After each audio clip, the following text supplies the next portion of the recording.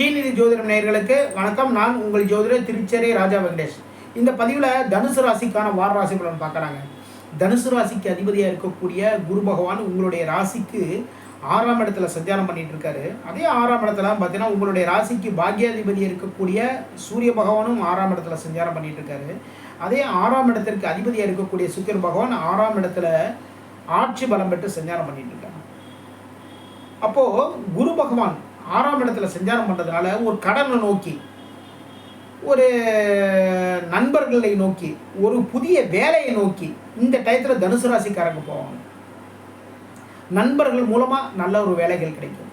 எதனால் அப்படின்னா உங்களுடைய ராசிக்கு 7ஆம் அதிபதி இருக்கக்கூடிய புதன் பகவான் இப்போது 7ஆம் இடத்துல ஆட்சி பலம் பெற்று சஞ்சாரம் பண்ணுறாரு. அப்போது நண்பர்கள் மூலமாக நல்ல நல்ல விஷயங்கள் எல்லாமே நடக்க போகுது, நடந்துட்டு இருக்கும். உங்களுடைய வாழ்க்கை துணைவின் மூலமாக நல்ல விஷயங்கள் எல்லாமே நடக்குங்க. உங்களுக்கு ஆதரவாக அனுசரணையாக எல்லா விஷயத்தையும் எல்லாமே பண்ணி கொடுப்பாங்க. புதுசாக ஒரு வேலை புதுசாக ஒரு வேலைக்கு போகலாமா, தாராளமாக போகலாம். வேலைக்கு போகிறது ஏற்பாடு பண்ணுங்கள். குரு பகவானுடைய 9ஆம் பார்வை உங்களுடைய ராசிக்கு 2ஆம் இடத்துல பதியுது. வாக்கில் இந்த டயத்தில் நல்ல நல்ல பேச்சுக்கள் எல்லாமே வரும். உங்களுடைய வாக்கு வாக்கின் தன்மை உயரும், வாக்கில் பலம் ஏற்படும். ஜவுளி கடை வச்சுருவங்களுக்கு, ஃபேன்சி கடை வச்சுருவங்களுக்கு, அதுக்கப்புறம் பார்த்தீங்கன்னா ஜுவல்லரி கடை வச்சுருவங்களுக்கு இந்த டயத்தில் லாபங்கள் அதிகரிக்கும், தொழிலில் முன்னேற்றங்கள் ஏற்படும். வாடிக்கையாளர்கள் அதிகப்படியான வரவுகள் மூலமாக மகிழ்ச்சி நிலவும். வாடிக்கையாளர்கள் அதிகமாக வந்தாலே லாபங்கள் அதிகரிக்கும் தொழிலில். அதன் மூலமாக நல்ல நல்ல விஷயங்கள் எல்லாமே நடக்கும். அதாவது ராசி அதிபதி 6ஆம் இடத்துல போகிறதுனால தொழில் முன்னேற்றத்திற்கு ஒரு கடன் வாங்க போவீங்க. புதுசாக ஏதோ ஒரு விஷயம், ஒரு வீடு வாங்க போகிறீங்க, அதுக்கான ஒரு கடன் வாங்குவீங்க.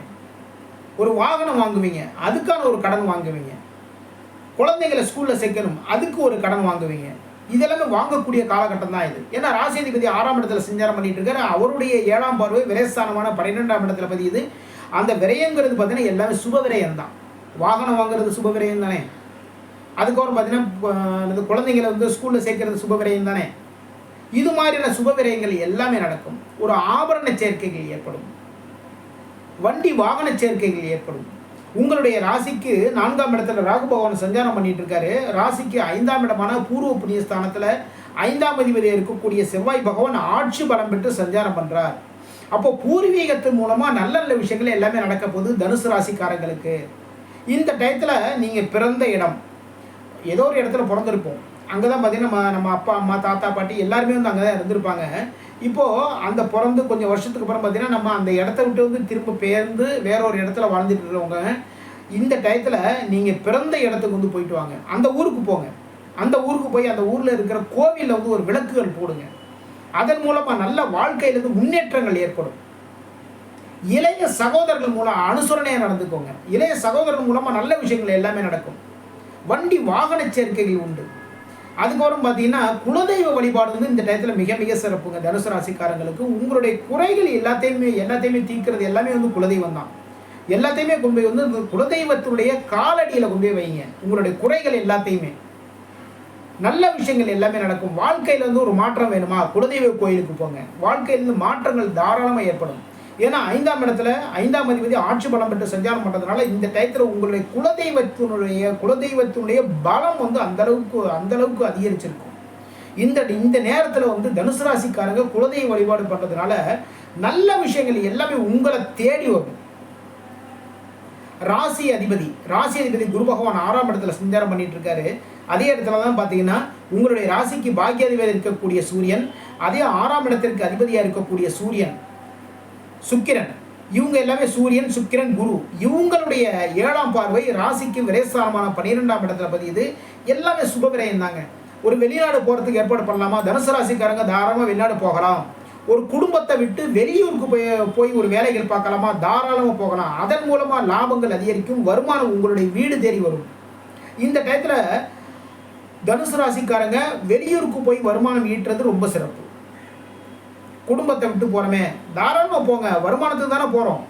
குடும்பத்தை விட்டு பிரிஞ்சு நம்ம ஒரு வேலைக்கு போகிறோம், ஒரு வெளிநாட்டுக்கு போகிறதுக்கான ஏற்பாடுகள் எல்லாமே பண்ணுங்கள். அரசாங்கத்தின் மூலமாக நல்ல நல்ல விஷயங்கள் எல்லாமே நடக்கும். தனுசு ராசிக்காரங்களுக்கு நல்ல விஷயங்கள் நடக்கும். அரசாங்க வேலைகளில் இருக்கிறவங்களுக்கு பார்த்தீங்கன்னா ட்ரான்ஸ்ஃபர் கிடைக்கிறதுக்கான வாய்ப்புகள் இந்த டயத்தில் வருங்க. அந்த ட்ரான்ஸ்ஃபர் வந்து தாராளமாக ஏற்றுக்கோங்க. அதன் மூலமாக பிற்பகுதி வாழ்க்கைக்கு வந்து நல்ல விஷயங்கள் எல்லாமே நடக்கிறதுக்கு இந்த ட்ரான்ஸ்ஃபர் ரொம்ப ஹெல்ப் பண்ணும். நல்ல விஷயங்கள் எல்லாமே நடக்க போகுது. தனுசு ராசிக்கு 3ஆம் அதிபதி யார் அப்படின்னா 2ஆம் அதிபதியும் அவர் தான், 3ஆம் அதிபதியும் அவர் தான். 3ஆம் இடத்துல சனி பகவான் ஆட்சி பலம் பெற்று சஞ்சாரம் பண்ணிட்டு இருக்காரு. உங்களுடைய புதிய முயற்சிகள் வெற்றிகளை கொடுக்கும். இந்த டயத்தில் தாராளமாக புதிய முயற்சிகள் தனுசு ராசிக்காரங்க எடுத்தீங்க அப்படின்னா அந்த புதிய முயற்சிகள் மூலமாக நல்ல நல்ல விஷயங்கள் எல்லாமே நடக்கும். இதுவரைக்கும் தனுசு ராசிக்கான வார ராசி பலன் பார்த்தோம். மீண்டும் அடுத்த வாரம் சந்திப்போம். நம்முடைய ஸ்ரீநிதி ஜோதிடம் சேனலை லைக் பண்ணுங்கள், ஷேர் பண்ணுங்கள், சப்ஸ்கிரைப் பண்ணுங்கள். நான் உங்கள் ஜோதிடர் திருச்செரை ராஜா வெங்கடேஷ். வாழ்க வளமுடன், வாழ்க வளமுடன்.